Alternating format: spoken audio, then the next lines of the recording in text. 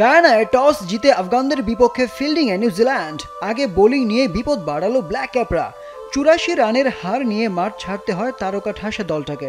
১৬০ রানের টার্গেট ধাওয়া করতে গিয়ে ব্ল্যাক ক্যাপরা গুটিয়ে যায় মাত্র ৭৫ রানে।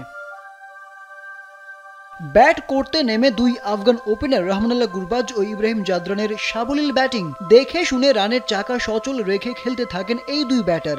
১০৩ রানের বড় একটা জুটি। ৪১ বলে ৪৪ রান করে হেনরির বলে বোল্ড হয়ে জাদরান ফিরলে ভাঙে ১০০ রানের জুটি।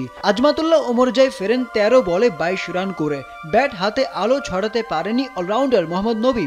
রানের খাতা খোলার আগেই ফিরতে হয় এই আফগান ব্যাটারকে। রশিদ খানও ব্যর্থতার ঘেরাটোপে রান আউট হয়ে ফেরেন ৬ রানে।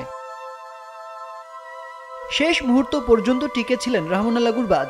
৫৬ বলে ৮০ রান করে বোল্টের বলে বোল্ড হয়ে ফিরে গেলেন। নির্ধারিত ওভারে শেষে ১৫৯ রান স্কোরবোর্ডে জমা করে আফগানরা। লক্ষ্য তাড়া করতে নেমে ০ রানে ফিরে যান ফিন অ্যালেন। তাকে বোল্ড করে ফজলে ফারুকী নিজের প্রথম উইকেট তুলে নেন।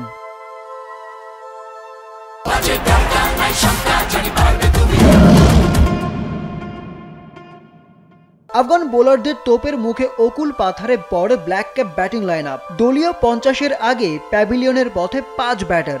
ডাবল ডিজিট ছুঁতে পারেনি টপ অর্ডারের কেউই। সর্বোচ্চ ১৮ রান করেন গ্লেন ফিলিপস।